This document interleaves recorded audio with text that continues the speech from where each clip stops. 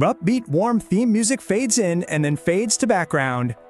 Hello and welcome, friends. So glad you're here. Today, we're going to open the doors to this totally fascinating, sometimes frustrating, and super personal movie studio that's running inside your head 24/7.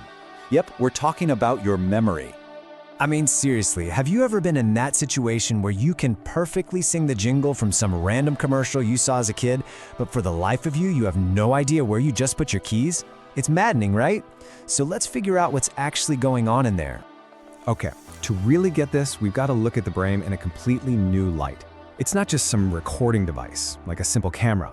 No, it's so much more. It's a storyteller, a film director. All right, think about it.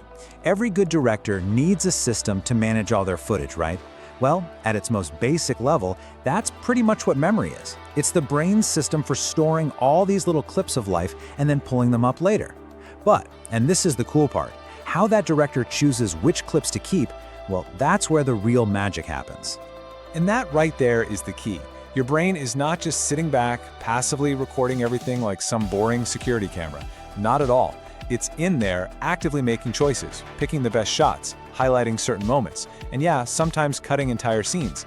It's literally directing the movie of your life.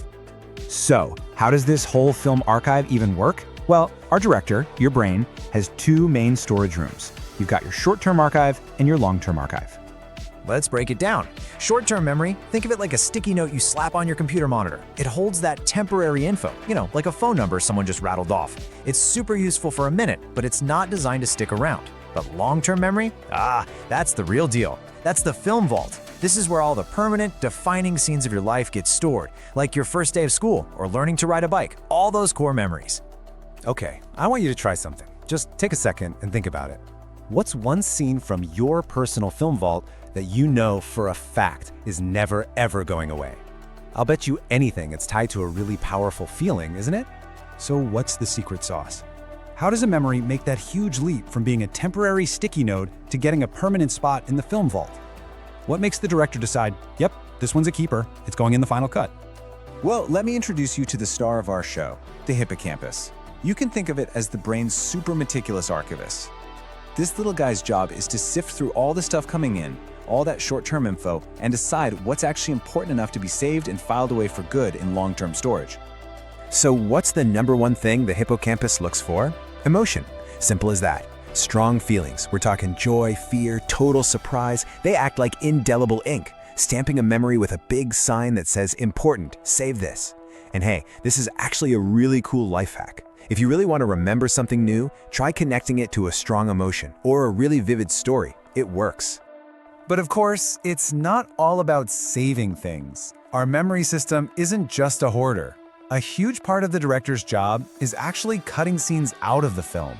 So yeah, let's talk about the surprisingly important art of forgetting. You know this feeling. We've all been there. You get up, you have a clear mission, you walk confidently into the kitchen, and bam, it's gone. The thought just vanished. Well, believe it or not, there's actually a name for that. It's called the doorway effect.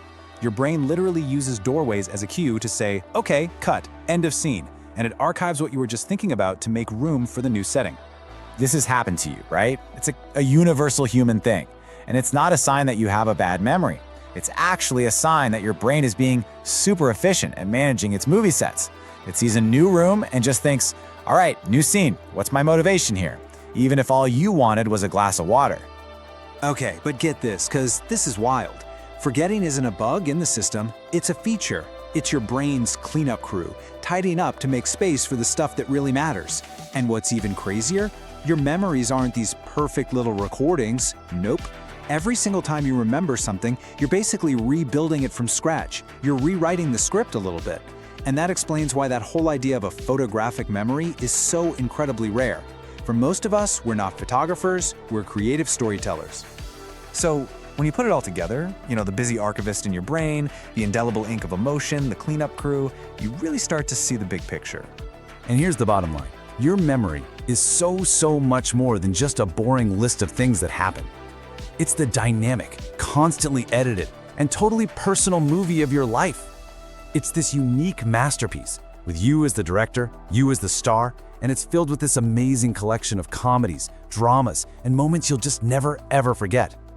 So I want you to think about that, the movie of your life. If your memories are really just the scenes your brain chose to keep, what does that say about you? I'd love to hear it. Drop a comment below and tell us the weirdest, most random scene from your childhood movie that your brain decided was a keeper. Hey, thanks so much for hanging out with me for this little explainer. If you found it, well, memorable, do us a favor and hit that like button and subscribe for more. We'll see you in the next one.